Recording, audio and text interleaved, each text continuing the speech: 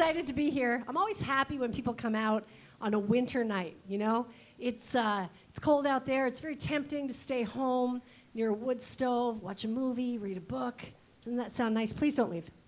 I didn't mean to make that sound too cozy. I'm actually one of those people that really likes winter. I like being out in it. A couple weeks ago, I was walking down Church Street after a snowfall, and a rather attractive man kind of looked me up and down. Now, it's so unusual. I chalked it up to an anomaly. I assumed he wasn't well. And I kept walking.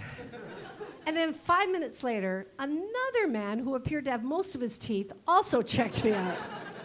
I'm like, okay, what's going on? I look down to see what I'm wearing, you know? I've got on like a short, thick winter skirt, woolen stockings with a fishnet design, like a puffy North Face jacket, and tall black leather boots. Kind of like an older, outdoorsy prostitute, you know?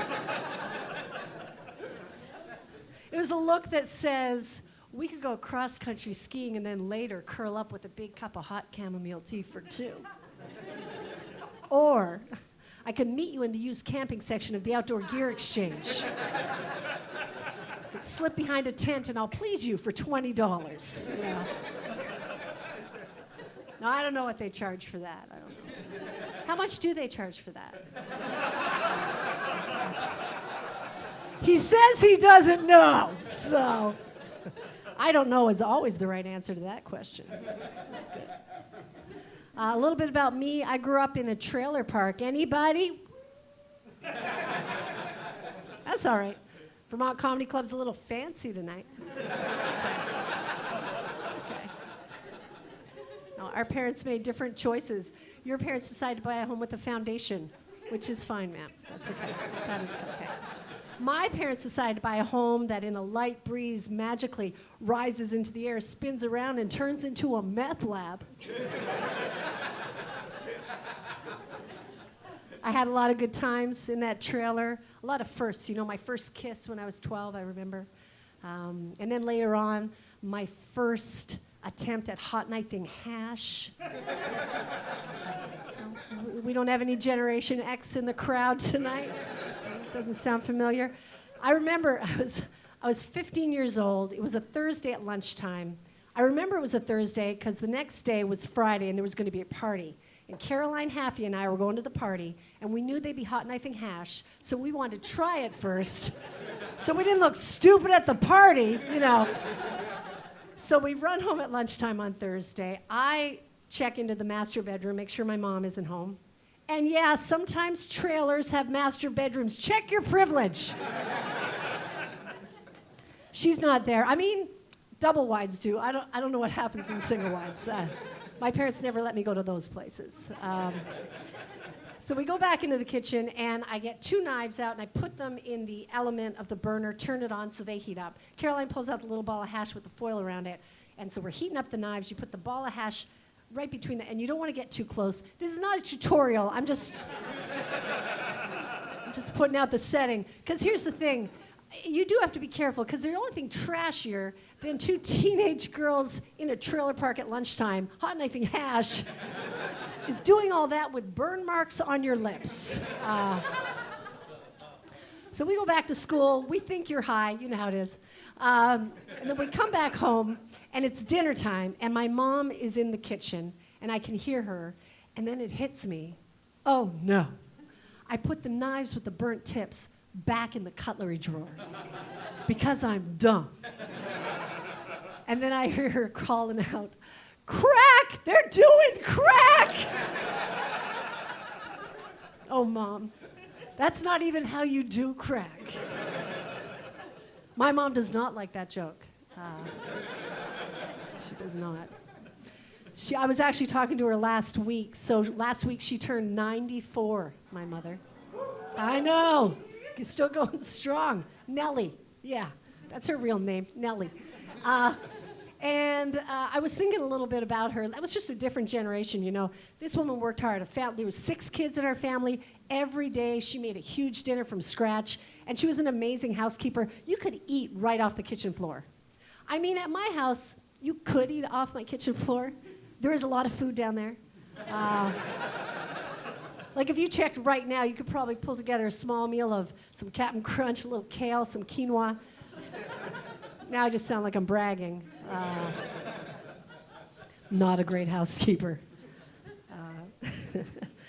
Some big things happened a few years ago in my life. I'm kind of at this different stage now. So right at the beginning of the pandemic, everybody's staying home. All the kids have to get out of school, do that from home. Things are chaotic. And my husband at the time and I, we were like, let's just get a divorce. Let's just do it all. And let's get it over with. And so we did. And so for the first time, I became single. And I say divorce. My mother calls it divorce. And so I found myself single, and after a little while, I thought maybe I should try the dating scene. So first I assessed my wardrobe, to see where I was, particularly my bra and underwear drawer. I took a look and quickly determined I am not ready. There were a lot of things there I was still wearing since the Clinton administration. So I went out, I fixed that, I finally get out on the scene. I'm dating a little bit, and early on, I learned something pretty important. Turns out men are confident about everything. And this was like further confirmed. I was reading in Sports Illustrated, they did a survey. 12% of men in this country believe that they can beat Serena Williams in a tennis match. I don't know if you know who Serena Williams is. 26 Grand Slams, the winningest athlete, not just in tennis, but in any sport that's ever walked on earth. 12%. And you might be thinking, I bet that was a survey of professional male tennis players. Nope, just guys. An additional 14% answered that question, unsure, maybe. 1 in 4 men in this country think they can probably or definitely beat Serena Williams in a tennis match. Yeah. So I was curious, what percentage of men even play tennis? 5. Most of the guys who think they can be straight, they don't even play tennis, you guys. God, man. That's what's going to make America great again right there. That is some sweet, sweet confidence, God bless them. God bless them. So I finally got out there. I did a little dating, and fairly soon I met someone pretty cool. I was at a party, and this man walks up to me. And on a scale of 1 to 10, he was like a 9. And I'm like a 6. I mean, I'm Canadian. Exchange rate's like 75 cents on the dollar. So. Technically, I'm closer to an American 4, but we all agree I'm a 6. I'm going to feel better. And so he asked me for my number. Now, I'm not stupid. I know these kinds of things don't always work out. Nature doesn't like that kind of imbalance. It just creates chaos. But I said, okay, I gave him my number. Because here's the thing. When you're a 6 and God opens the door and a 9 walks in, I'm pretty sure God wants you to have a lot of sex with that 9. And that's what I did. Thank you. Thank you. Doing it for all the 6s. So it turns out it kind of did work out, and we are still together. We're actually now, as of this week, engaged. Thank you. Yeah, it's kind of exciting. And we have so much fun together. One of the things we do almost every day when there's not snow on the ground, we play a little one-on-one basketball in the driveway almost every day after work. Got a little hoop up there. It's like the best part of the day. And the last time we played, right after the game, I said to him, I hope we're doing this into our 80s. And he said, I don't plan to live past 80. And he said, do you? And I was like, holy shit, there's a plan? And am I supposed to be part of it? And so I was so taken aback, I wasn't really ready for the question.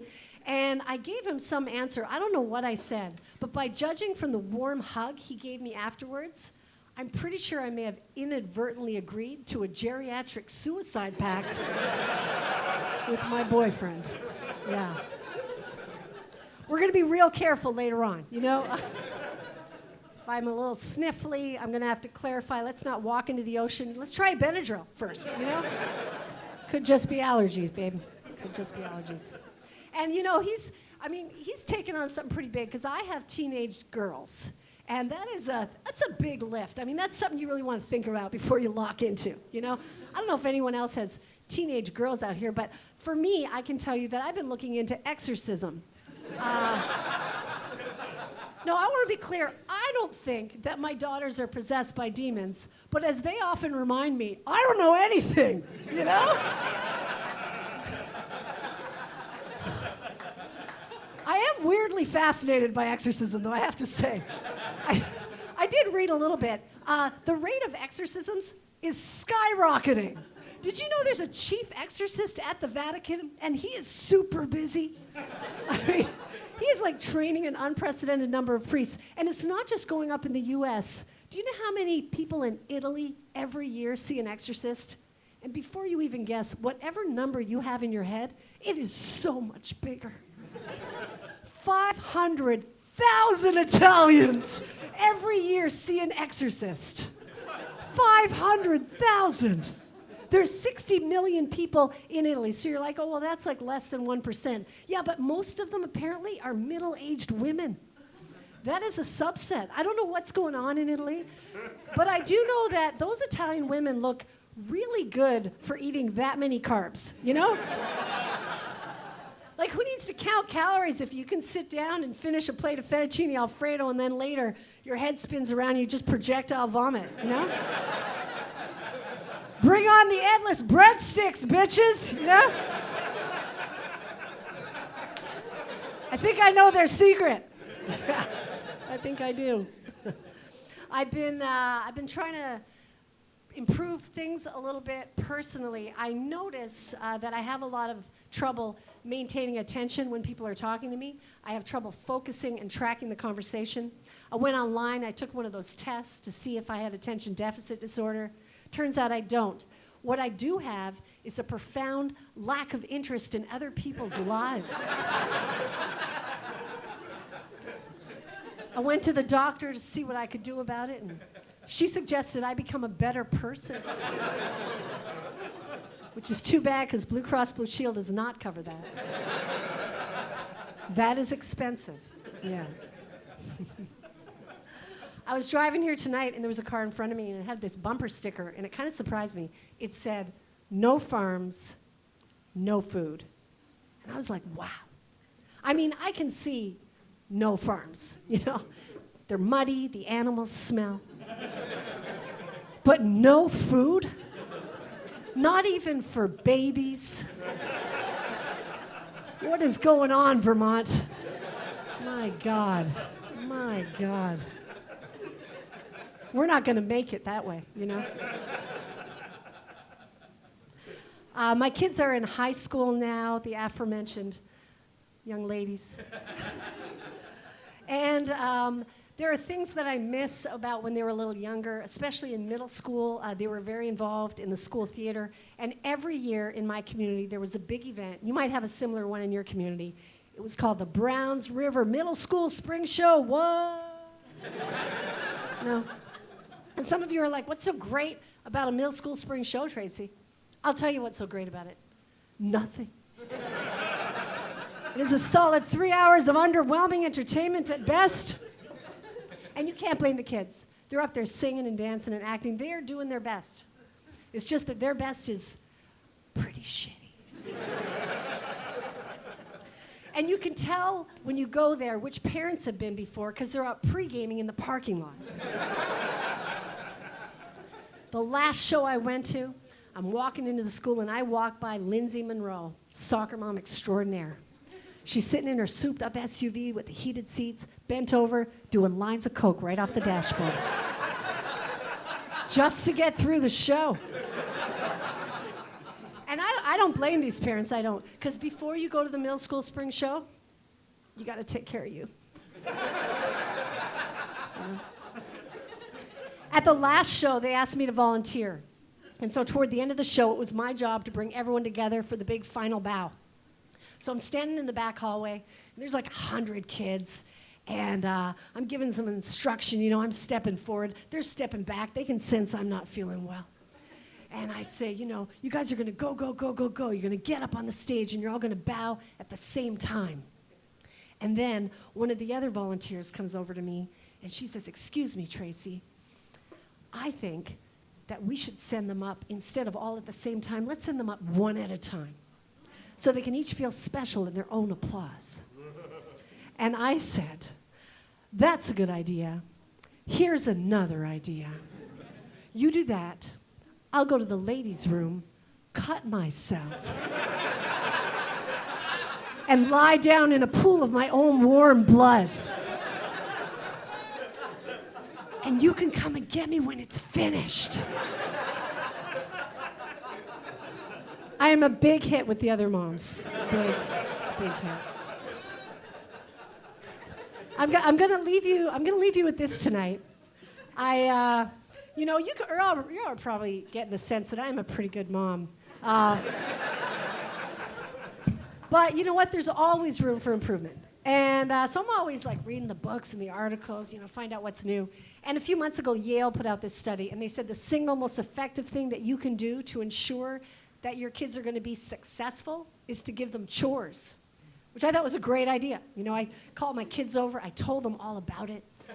And then a little later, after the snowfall, we went out and we were shoveling in the driveway. And after about 10 minutes, my 16-year-old drops the shovel, and she looks at me and she says, I don't even want to be successful.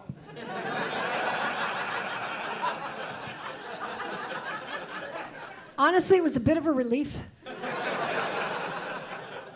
Because we're putting granite countertops into our kitchen. And we've been struggling with whether or not to dig into her college fund to pay for it. I feel like she gave us the green light. All right, thank you so much.